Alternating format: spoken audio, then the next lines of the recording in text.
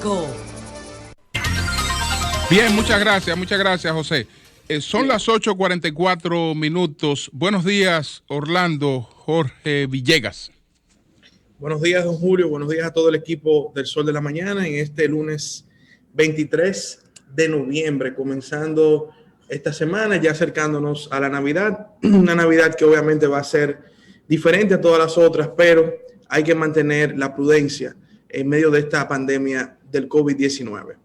Bueno, hoy, desde antes de las elecciones, tenemos por primera vez una encuesta Gallup que publica el periódico Hoy. Como es tradición, también cuando inicia un nuevo gobierno, a los 100 días, esta encuestadora y este medio publican esta encuesta para evaluar cómo va la nueva gestión. Y la verdad que esta encuesta, independientemente de los resultados que arroja de la nueva gestión del presidente Luis Abinader, donde, para mencionar unos datos, 7 de cada 10 ciudadanos apoyan la gestión del presidente Luis Abinader y un 67% cree que el gobierno representa el cambio que predicó durante la campaña. Son datos bien interesantes porque confirman que definitivamente el presidente Luis Abinader ha traído una nueva forma de gestión, tanto en la forma como en el fondo, pero las personas se sienten confiadas de sus intenciones y de su gestión en estos primeros 100 días, que ha demostrado priorizar las principales necesidades del país. Pero la encuesta también trae unos datos bien interesantes sobre la pandemia y probablemente sea la primera encuestadora que se dedique a evaluar algunos temas interesantes ya a 10 meses de una pandemia, señores, porque la verdad es que tenemos básicamente 10 meses de pandemia. Y si vemos algunos de los datos que trae, por ejemplo, dice en su titular, efectos directos de la pandemia en República Dominicana, expresa que el 93% de la población ha tenido que controlar sus gastos, lo cual eso es una realidad. Alguien diría, no es necesaria una encuesta para decirlo, todo el mundo está con el bolsillo apretado por la crisis económica que vino a propósito de la pandemia. Pero si vemos también, 88.2% ha tenido que cambiar sus hábitos de consumo, eso es verdad. Nadie gasta igual que como gastaba antes de la pandemia. De hecho, las propias compañías, tiendas de consumo masivo han tenido que ajustarse a esas realidades y por eso vemos que en algunos sectores los ingresos han caído, no en otros. Obviamente, como los supermercados, farmacias, las áreas que tienen que ver con alimentación y salud, pero en otros han tenido que ver sus ingresos afectados porque los hábitos de consumo han cambiado. Y voy a dar un ejemplo de un sector que me encantó el gesto del presidente Abinader en ir a ver una película de Raymond y Miguel este fin de semana. Y más que apoyar el cine dominicano en cuanto a lo que películas dominicanas sería, es el apoyo a la industria del cine. El cine, por ejemplo, es una industria que se ha visto golpeada por la pandemia. El cine en cuanto a ir a ver una película a una sala de cine. Y poco a poco está intentando levantarse, recibir personas. Y el hecho de que el presidente Luis Abinader vaya y vea una película en una sala de cine es un empujón a esta industria que necesita ir poco a poco recibiendo personas para que pueda ir recuperándose. La industria del cine aquí es una industria fundamental, ayuda al entretenimiento, ayuda al esparcimiento, pero también se consume y genera toda una economía en su entorno. Estas son de las industrias que, por ejemplo, se han visto afectadas. Si vemos también, un 6% ha cambiado sus hábitos de compras, un 78% ha tenido un impacto negativo en sus ingresos y, de hecho, hoy día la encuesta de Gallup refleja que la principal preocupación de los dominicanos es la posible pérdida de su empleo, con lo cual va alineado a la meta del gobierno de creación de empleos, 600,000 empleos, y aquí cualquier inversión que traiga este tipo de beneficios, es decir, la creación de empleos, va a ser siempre bien recibida porque el país está ahora mismo en una de creación de empleos. Y el ministro de Industria y Comercio, Ito Bisonó, que ha estado haciendo un trabajo impecable, creando ya políticas públicas y una dinámica bien interesante en cuanto a la creación de empleos, ha estado trabajando en ese sentido porque es una urgencia del país. Si bien el país venía ya con esa urgencia previo a la pandemia y empleos de calidad, ahora no es menos cierto que es mucho más importante y necesaria por la situación que ha traído la pandemia. 77% ha cambiado sus hábitos de diversión. Ya no es lo mismo tampoco la forma como nos divertimos antes de la pandemia a ahora en la pandemia. 70% ha variado el cumplimiento de sus compromisos por la falta de ingresos hay que hacer, o a gente que ha tenido que renegociar préstamos, deudas y otro tipo de compromisos financieros que adquirieron previo a la pandemia. 63%, ya lo dije, está afectado por la pérdida de trabajo y el 26% le ha afectado su salud y la de su familia. Entonces, esta es la realidad del panorama de la ciudadanía dominicana de cara al COVID-19 hoy día. Y la verdad es que, sobre todo la primera parte que mencioné, el 93% de la población ha tenido que controlar sus gastos. Es una realidad que hay que entenderla y hay que buscar la manera de continuar creando políticas públicas para que las microempresas, los emprendedores puedan mantener el flujo de sus negocios, porque eso es lo que va a lograr que la economía de la República Dominicana pueda revivir en estos momentos. Y a propósito de ese tema, no quiero dejar de mencionar que la semana pasada en el Congreso Nacional fue una semana muy activa. Todos vimos lo de la eliminación del matrimonio infantil, se aprobaron unos préstamos importantes, se aprobó el contrato de compraventa de la vacuna de AstraZeneca, pero también hubo un tema importante que no se pudo conocer la semana pasada, que fue el presupuesto del año 2021 y que se debe de conocer esta semana. ¿Y por qué la semana pasada no se terminó conociendo el presupuesto del año 2021? Porque hubo un tranque con los partidos políticos por la reducción del presupuesto a esas organizaciones. Y así como aquí hay un 93% de la población que ha tenido que controlar sus gastos, los partidos políticos tienen que sacrificarse también el año que viene y reducir el presupuesto que es asignado porque el país está en una situación de emergencia. Y no es verdad que el año que viene los partidos políticos no pueden ahorrarse, o sea, que no pueden dejar de percibir una serie de ingresos en beneficio del país.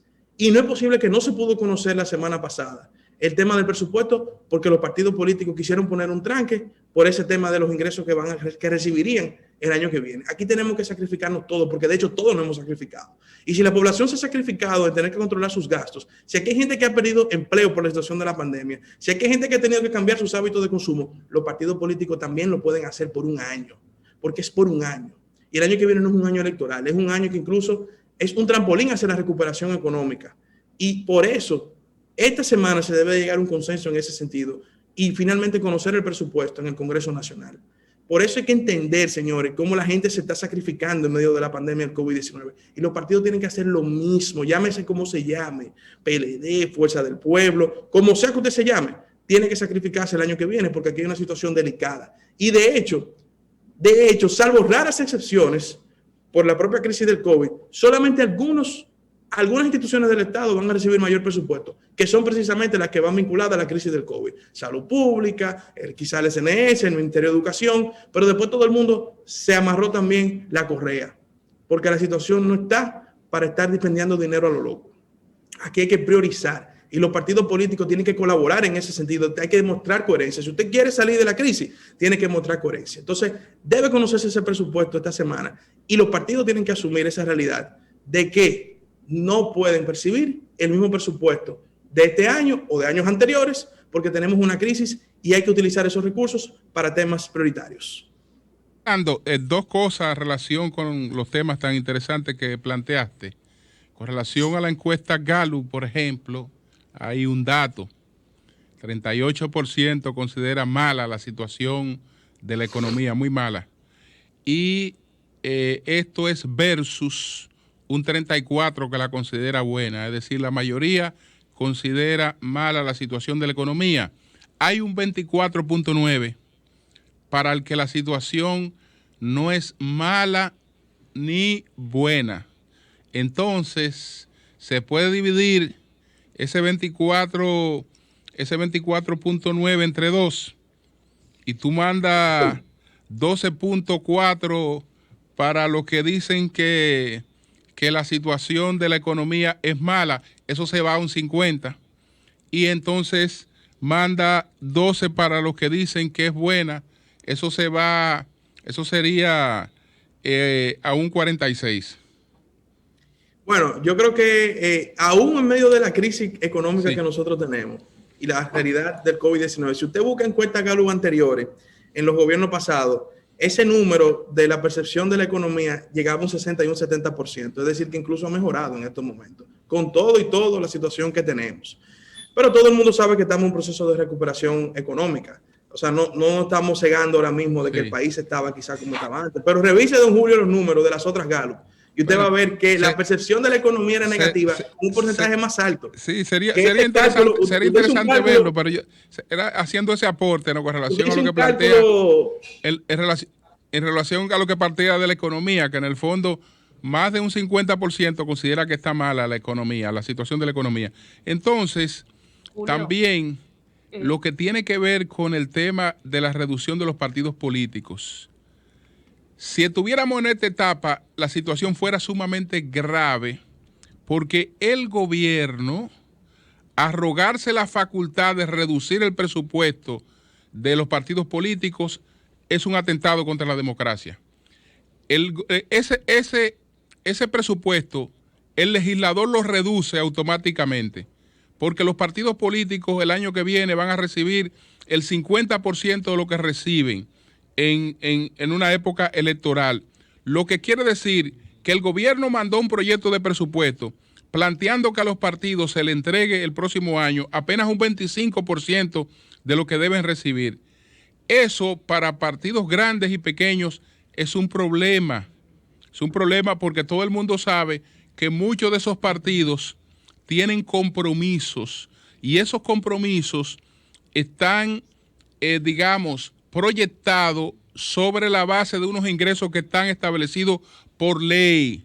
En el fondo, ¿qué es lo que usted está haciendo? A un partido político que ha ido a la banca a endeudarse, y la banca en la evaluación ha partido de que por ley ese partido tiene unos ingresos fijados, ahora usted le saca eso debajo de las alfombras y en el fondo está creando un problema que puede ser pequeño porque no afecta a tantos clientes de la banca, pero afecta a clientes de la banca que que incurrieron en endeudamiento sobre la base de una proyección de ingresos que estaba establecida incluso por ley y por ley orgánica.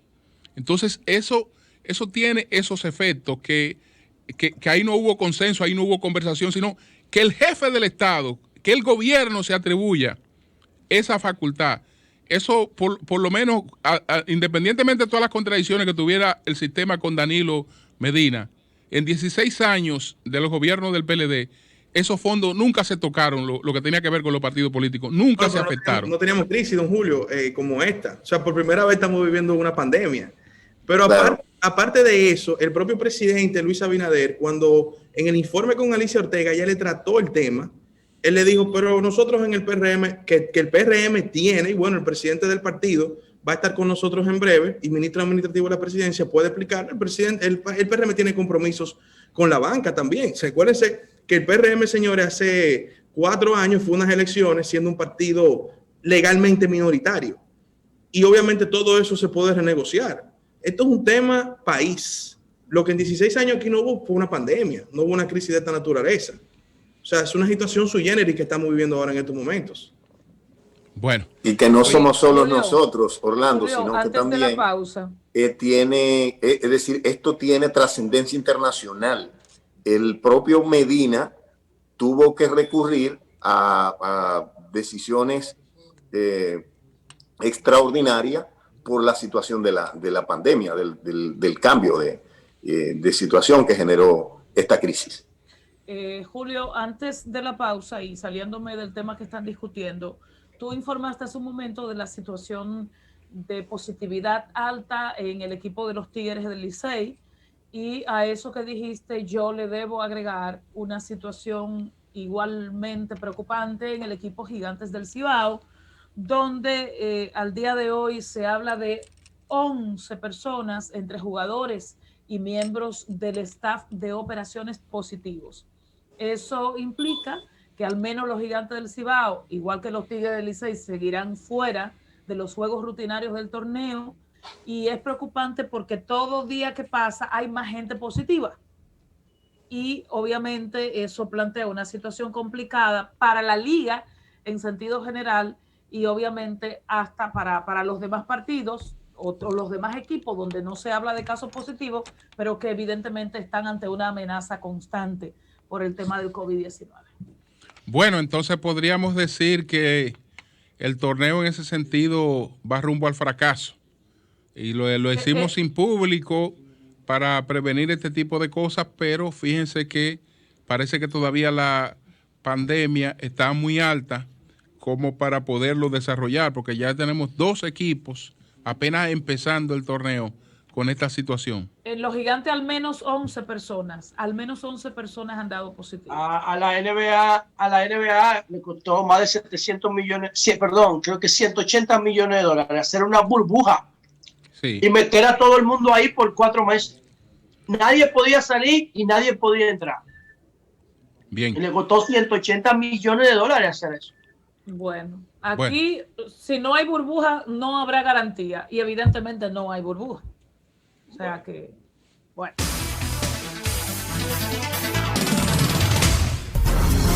Y ahora, un boletín de la gran cadena.